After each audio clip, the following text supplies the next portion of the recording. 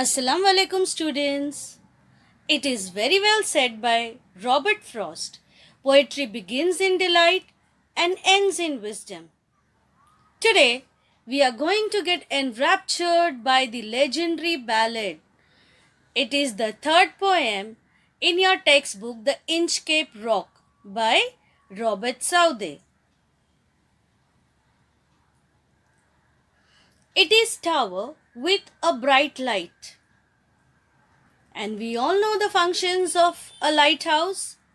Yes, they are to show the direction, to warn ships about treacherous rocks, to sound foghorns in times of poor visibility to warn ships, to show proper direction during the storm. It also represents strength, guidance, and hope. The scars you share become lighthouse for other people who are headed to the same rock you hit. It is said by some unknown person. So, my dear students, there are some great people. They also, act as lighthouse in one or other's life. Now, let me introduce you to a great poet, Robert Southey, 1774 to 1843. He was born in Bristol, England.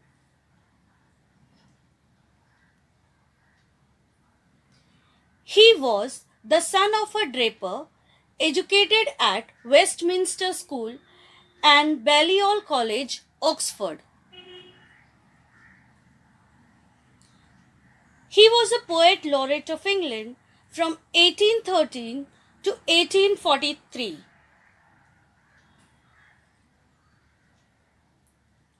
He was a prolific letter writer, literary scholar, essay writer, historian, and biographer.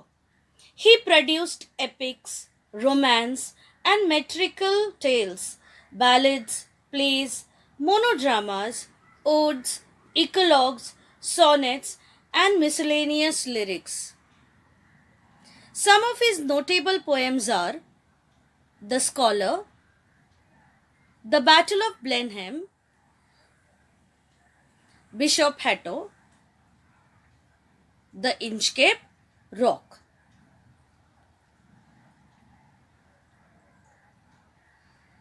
The Inchcape Rock is a ballad. Let us know the features of a ballad. Ballad is a long narrative poem that tells a story, usually in 4-line stanzas called quatrains, and the Inchcape Rock has 17 quatrains. Some ballads have a refrain or a repeated chorus, just like a song does. The rhyme scheme adds musical quality to the poem. Ballads are the most ancient of all literary forms. Ballad can also refer to romantic or sentimental song. The narration of ballads is impersonal. Popular ballad is a piece of folk art. One famous ballad is The Rime of the Ancient Mariner by Samuel Taylor Coleridge. Students, it is important to know some of the terms for the better understanding of the poem. And these two terms, which I am going to discuss with you all, are related to our poem. The first term is poetic justice. Poetic justice is a literary device in which virtue is ultimately rewarded or vice is punished, often in modern literature by an ironic twist of fate, intimately related to the character's own conduct. अब ये poetic justice क्या होता है? यहाँ पर जो अच्छाई है उसकी हमेशा जीत होती है और जो बुराई है हमेशा उसको पनिशमेंट मिलती है या हारती है.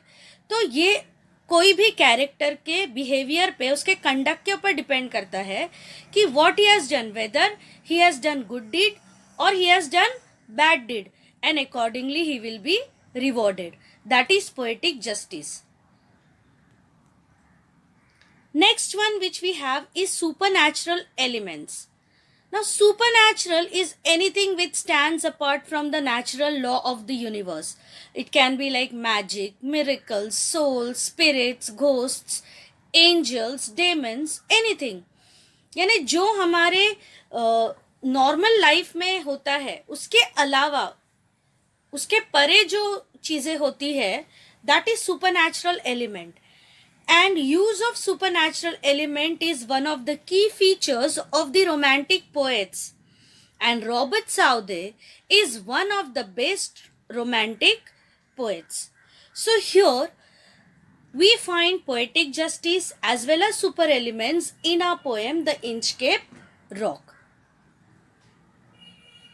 Now these given proverbs like as you sow, so shall you reap. Crime gets its own punishment. What goes around comes around. Tit for tat. Evil digs a pit for others but falls into the same. They all convey the same meaning. They all mean that when a person acts with a certain intention, the result will be the same as the action. If the intentions are good, the person will benefit from rewards. If the intentions are evil, he will be punished. यानी जो तुम बोओगे वही तुम पाओगे, जैसी करनी वैसी भरनी. Evil begets evil. तो यहाँ पर अगर हम अच्छा करते हैं तो हमको अच्छा रिवॉर्ड मिलता है, और अगर हमारे इंटेंशंस खराब है, evil है, तो ऑब्वियसली पनिशमेंट मिलेगी.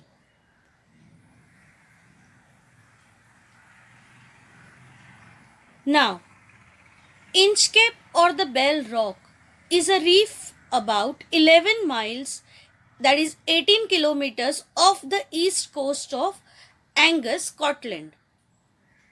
It posed a danger to the ships and the sailors passing by that way. Many ships were damaged and sailors lost their lives after the accidents. In stormy weather, when the wave rose very high, the Inchcape Rock could not be seen by the sailors, so their ships or boats used to strike against the rocks in the ocean. An abbot did an act of kindness by setting up a bell there. This is what the story is there in our poem, The Inchcape Rock.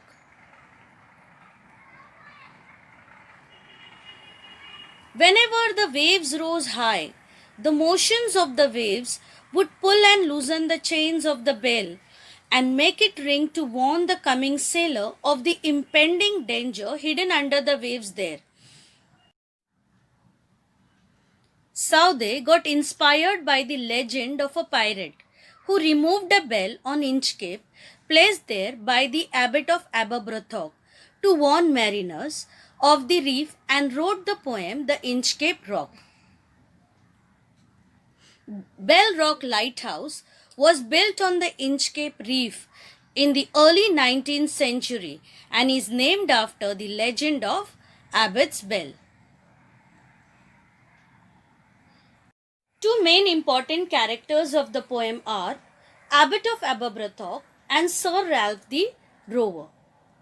Now, Abbot of Aberbrothock, his qualities are he was benevolent and helping nature. He had helping nature. He was kind-hearted. He was also selfless. Now with that kind-heartedness only, he had placed that bell on the Inchcape Rock. On the other hand, now as Abbot of Aberbrothock cared for the safety and lives of the sailors, on the other hand, Sir Ralph the Rover, he was a sea pirate. He was jealous, he was envious of Abbot of Aberbrothock. So he wanted to cause trouble to Abbot of Aberbrothock, and that was his wickedness. He was very wicked. And thus a jealous mindset completely becomes evil. So he was greedy as well as evil. He had malicious intentions. And here, Abbot of Aberbrothock, he is a symbol of virtue, whereas Sir Ralph the Rover, he is the symbol of vice. So here our poem is virtue versus vice. Let's know our poem in short. The Inchcape Rock by Robert Southey is a ballad. It is the story of the 14th century. The story is about the good abbot of Aberbrothock and the devilish Sir Ralph the Rover. That is virtue versus vice. The abbot achieved the great feat of installing a bell on the dangerous Inchcape Rock that had previously caused many shipwrecks. His bell rang during the storms and issued an alert for the passing ships, so the seamen knew where the rock is and could avoid the danger of an accident.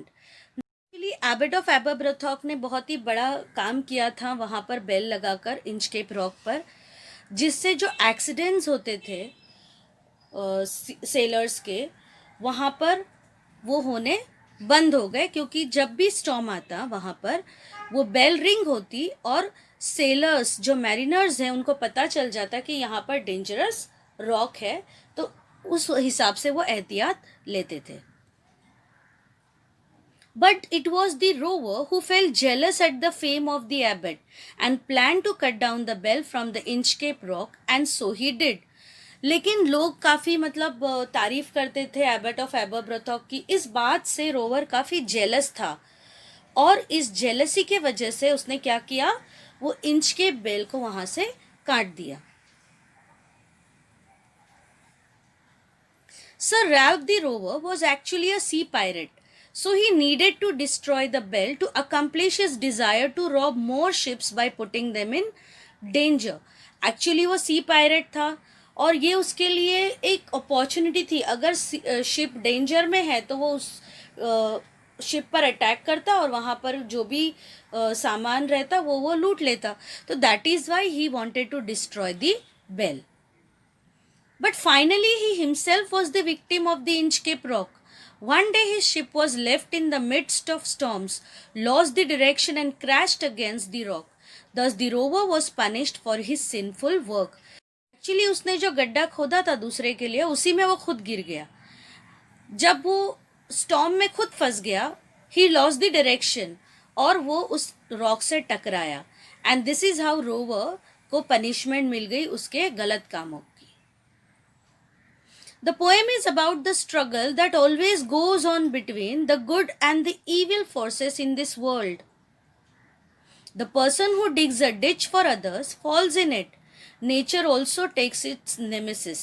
जो दूसरों के लिए गड्ढा खोदता है वो उसी में गिर जाता है, तो नेचर भी क्या करता है, बदला ले लेता है. Evil forces are punished by the divine at last. For some time they seem to be winning, but in the end good wins over defeating the evil. In this poem the same thing happens. यही तो poetic justice है. Evil forces हमेशा punish किए जाते हैं और good हमेशा जीतता है. Sir Ralph the Rover symbolizes evil forces and the Abbot of Aberbrothock stands for the good forces. So here the poet Robert Southey delivers a message through this poem. As you sow, so shall you reap. Let us enjoy the poem now. No stir in the air, no stir in the sea. The ship was as still as she could be. Her sails from heaven received no motion. Her keel was steady in the ocean.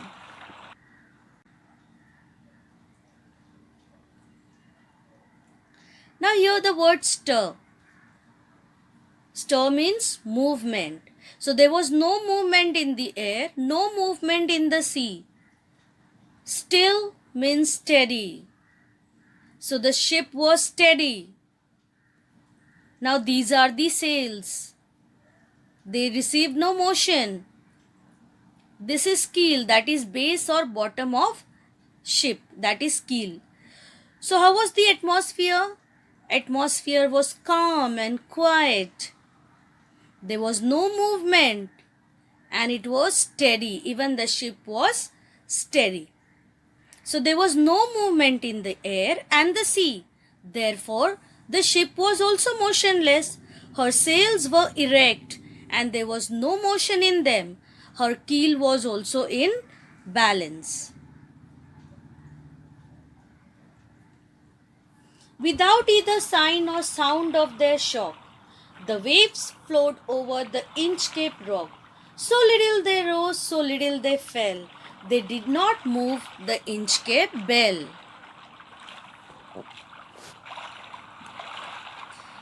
So here, there was no sign, there was no sound. So how the movement of the wave was? It was rising and falling. See, so little they rose, so little they fell. It was small. The waves were not heavy. And that's why the waves could not move the Inchcape bell. So the waves of the ocean flowed over the Inchcape rock smoothly without creating sound of the warning bell. It was only because the movement of the waves was so slow that it could not make the bell ring. The waves were not rising up high, so they were not able to hide the dangerous Inchcape rock. The abbot of Aberbrothock had placed that bell on the Inchcape rock. On a buoy in the storm it floated and swung, and over the waves its warning rung.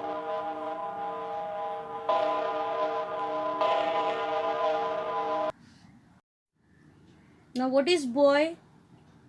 It is floater, floating object anchored in the sea. Now see, on your right hand side you can see the floater in the sea. Swung. Swung means waved.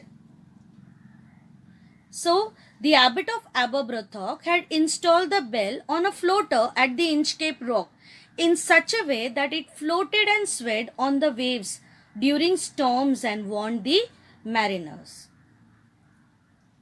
It floated on a buoy in the storm and moved and produced the ringing sound that warned the coming sailors on the time of hidden danger posed by the Inchcape rock that was submerged underwater. So it was giving the warning to the mariners.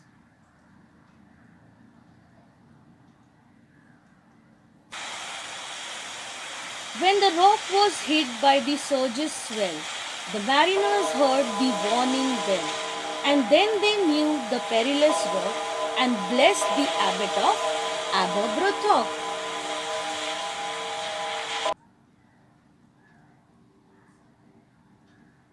Now surges swell. It is sudden and great rise in the level of the sea.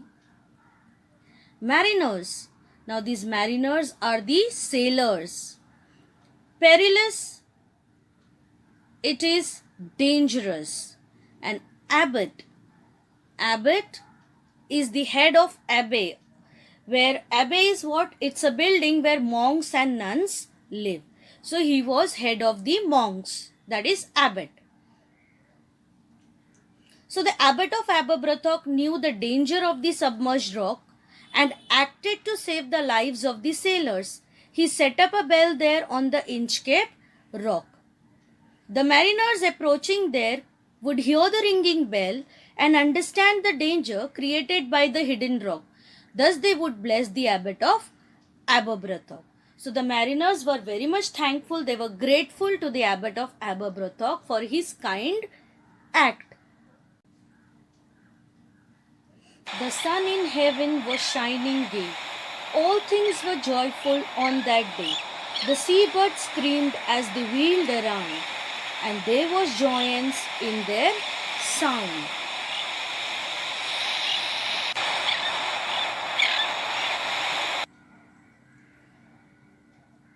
Now here gay. Gay means happy. Wheeled round. Whirling over the sea, or soaring means they were soaring high in the sky. And joyance means screaming in joy, delight. There was joy in their sound. They were very happy because the atmosphere was very calm and cool. So the sun was shining happily in the sky. All creatures on the earth were very happy on that day. Seabirds seemed very joyful while chirping and encircling in the sea. Means they were soaring high in the sky. They were very happy.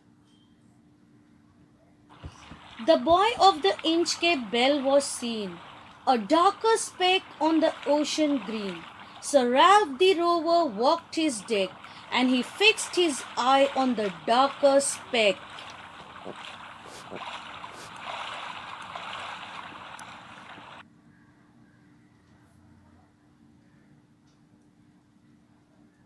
Now speck.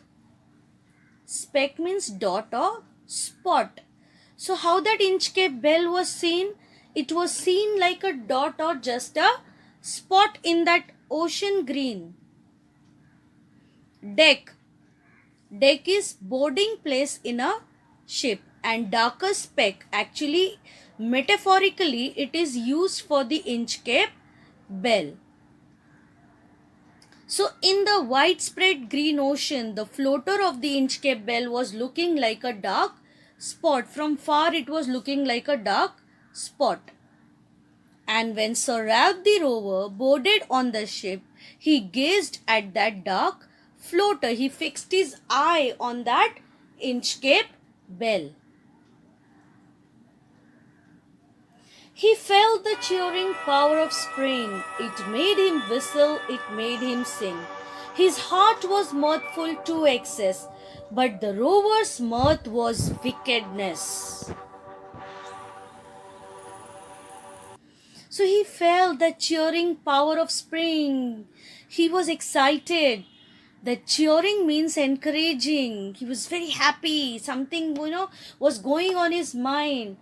And he was whistling, he was singing, but that mirthful heart. Now what is mirthful? It is joyful, overjoyed. He was happy, too much happy. His heart was mirthful to excess. But there was wickedness in his mirth, in his happiness, in his joy.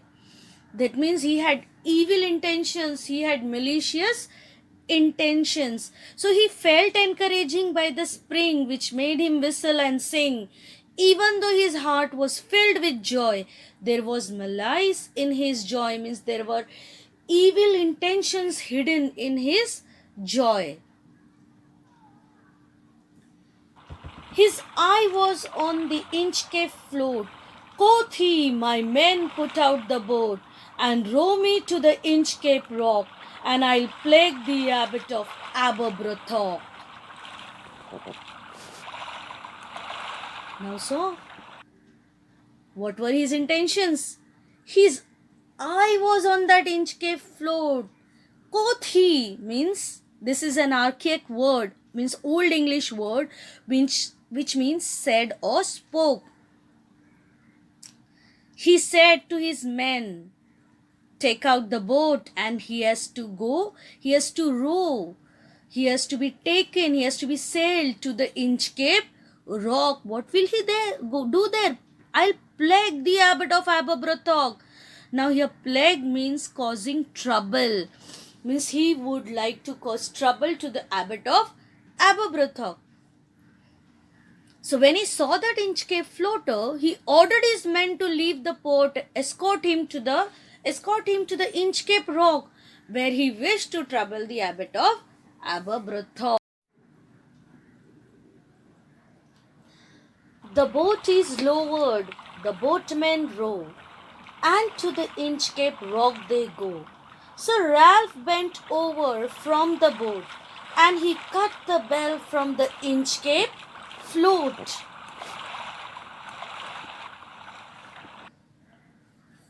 So how evil he was. What he wanted to do, he did it. So the boatmen lowered the boat and sailed to the Inchcape rock. When they reached there, Sir Ralph bent down from the boat, and he cut the rope of the bell from the Inchcape float. How evil he was. Down sung the bell with a gurgling sound. The bubbles rose and burst around. Quoth Sir Ralph, the next who comes to the rock won't blaze the abbot of Aberbrothock. How people can be so evil. So the bell sunk down. Now here sunk means it submerged in the water. How it sunk? With the gurgling sound.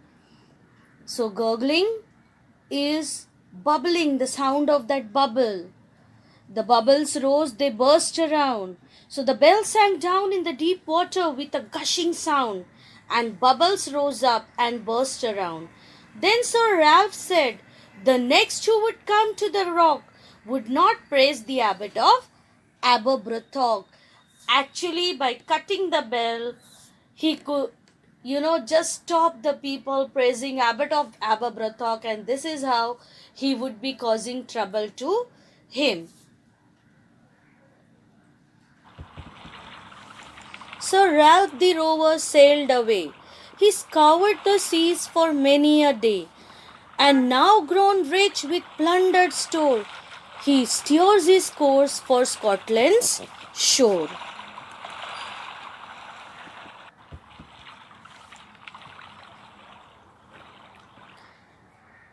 Now here's scoured, which means travelled freely, energetically for ships to rob. Then plundered stored. It is big amount of looted or robbed wealth. And steers means directs the course of the ship. Now here's Sir Ralph the Rover.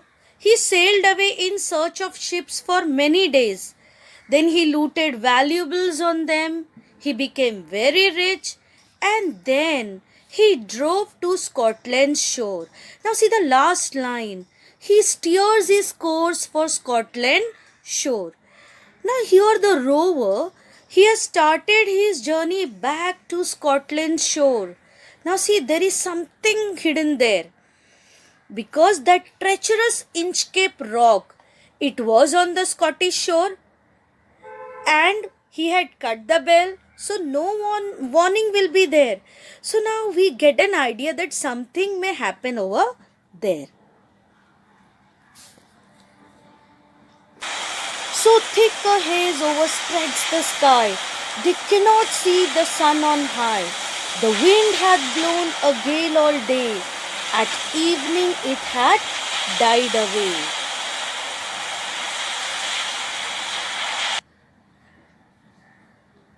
Now here haze. Haze means thin mist, fog. Hath, again it is an archaic word, that is Old English word, that is has. Gale, it means very strong wind. So a thick fog spreads everywhere in the sky. So hardly they can see sun on high. They cannot see the sun properly. The wind has flowed very heavily all day, and at the evening time it had stopped. On the deck the rover takes his stand. So dark it is, they see no land. Quoth Sir Ralph, it will be lighter soon, for there is the dawn of the rising moon.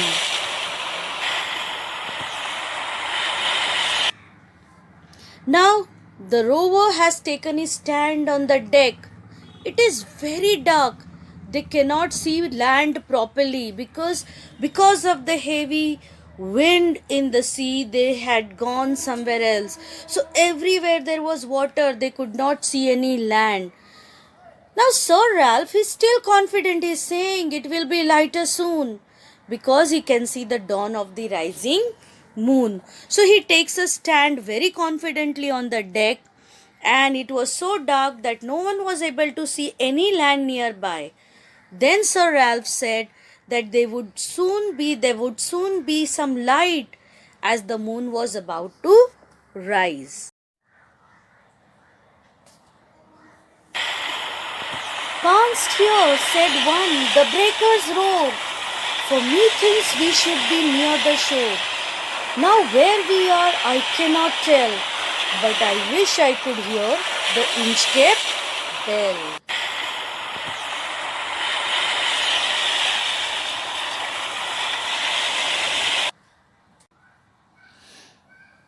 Now here canst, it's an archaic word which means can. Breakers means heavy sea waves. Methinks, again it is an archaic word which means I think. So here for methinks we should be near the shore. Now here the sailors could hear the waves crashing on the shore, but they had been blown about by wild winds all day, and so they did not know where they had reached. They did not know which land or shore was near.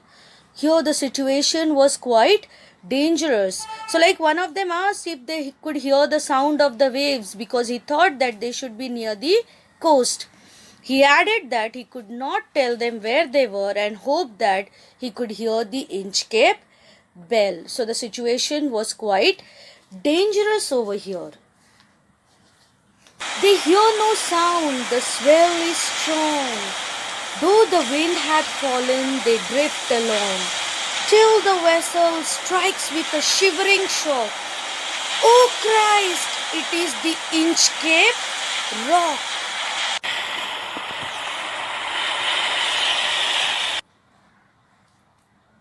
So here the swell. Swell means tide. Drift, which means move slowly, be carried slowly by a current of air or water. Vessel. Vessel is large boat or ship. Strikes. It hits forcibly. Now actually there was no sound except the breakers crashing on a nearby shore. So the surge of waves is very high and they cannot hear any sound.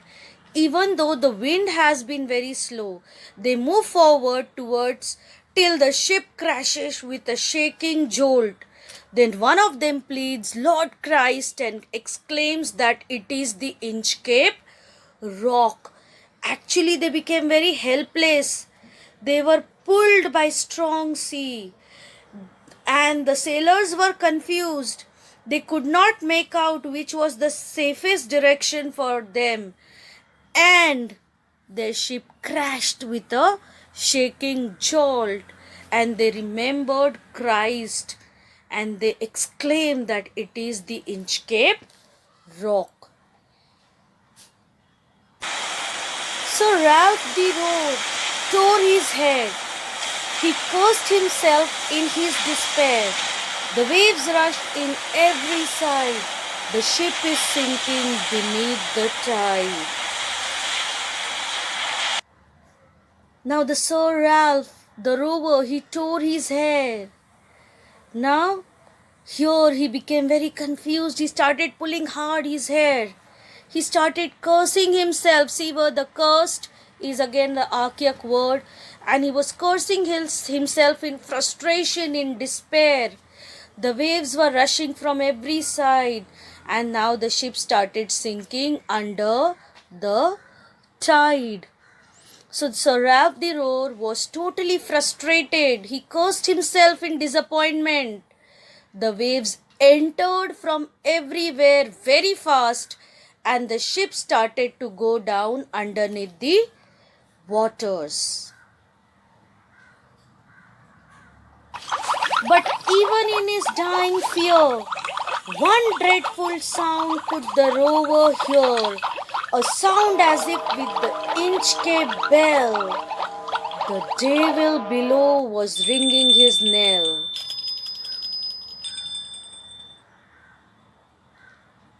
So now he was in his dying fear. So only dreadful sound the rower could hear. Dreadful, extremely bad, serious. And the sound was of the Inchcape bell, as if the devil below was ringing his knell. Actually the sound of a bell, very serious sound after death or at funeral announcement of death. Such sound he could hear. So while he was dying in fear, the rover could hear a horrible sound. The sound was the same like the Inchcape bell when it was sinking down. My dear student, you saw? He did evil. His end was evil. So we should do good deeds. So our reward would be good. If we'll do bad deed, the bad reward will be given. So as you sow, so shall you reap. It is as if the sound of the evil ringing a death toll for him. One who digs a ditch for others falls in that very ditch someday. So we should always do good deeds in our life. So here, my dear student, finally poetic justice is done. Bad is punished and good is always rewarded. We learn benevolence, good triumphs over evil. In the next part, we will deal with poetic devices. Till then, take care. Have a nice time.